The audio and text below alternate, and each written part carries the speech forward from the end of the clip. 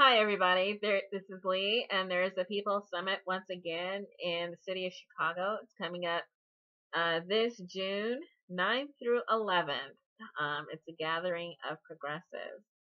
And so Bernie Sanders is going to headline the People Summit. They call it 2.0. And it's a big gathering of progressive activists, June 9th through 11th in Chicago. And the title of it is Beyond Resistance, a People's Movement for a Just World. So he's free. This is the second annual. And it looks like that they've got some tentative participants that they've listed out. Bernie Sanders, of course, James Sanders, Eve Ensler, Francis Fisher, Josh Fox, Danny Glover, Van Jones, Sean King, Naomi Klein, Nomiki Konst, Bill McKibben, Michael Moore, Francis Fox Tiven, Linda Sarsauer, David Sirota, Nina Turner, and Jim Hightower. And so I'm looking at this list, and it's a list of progressives. I'm somewhat curious about the presence of Michael Moore ever since he's thrown Ralph Nader under the bus and then burned him. I've been kind of giving him the second look. But, I'm looking at that list, and what I noticed immediately is that this is a list of people who, for the most part, endorsed Bernie Sanders. I'm not sure if Michael Moore did. But they endorsed Bernie Sanders. They campaigned with him. And then they went on to endorse and campaign or speak, recommended the lesser evil voting for Hillary Clinton. This is what I noticed about this list. And then I do notice that there are people missing. And the people who are missing are some who participated in the first People Summit. Not all, but let's see. Shama Sawant, Rosario Dawson, Susan Sarandon, Cornel West.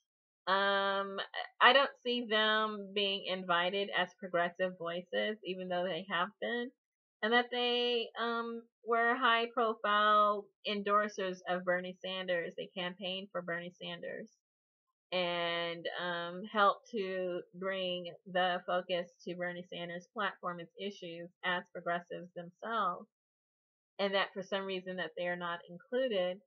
And, four of these things are not like the others. The fact that they, rather than went on to endorse Hillary Clinton after Bernie Sanders ended his primary run, that they instead endorsed Jill Stein and campaigned for Jill Stein. And speaking of that, Jill Stein and Ajamu Baraka are not invited to this event. And so what I'm seeing is that it's actually a partisan event that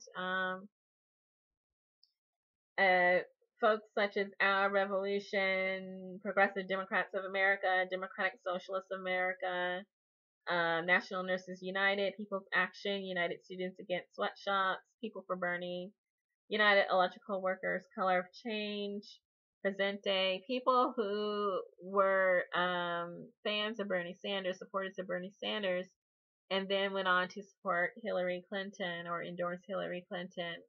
It looks like that's who's being included. It's not it's a progressive event, but it's also a partisan event. And so that's a problem because progressives exist both within the Democratic Party and then outside the Democratic Party. I think, the organizers, of course, this is their party, so to speak. They can invite who they want to, and then exclude who they want to. But I think it does take away from the event that they're excluding anyone outside the Democratic Party who might be a socialist alternative progressive or a peace and freedom progressive or a communist progressive or a green progressive. They're not being invited to participate and share views. Now, of course, as speakers, of course, anyone can attend if they want to click on the links and register, pre-register.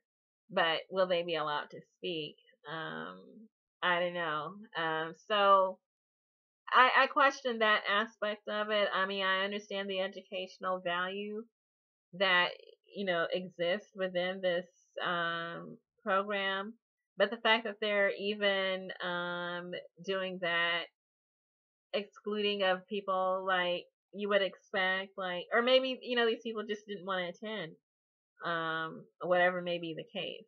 I don't know. They didn't tell me, but I'm just looking at the list of speakers, and I'm just curious as to the reasoning behind, if they're, I'm just gonna, say that, and let people come to the link and read more about what's going to be on the program.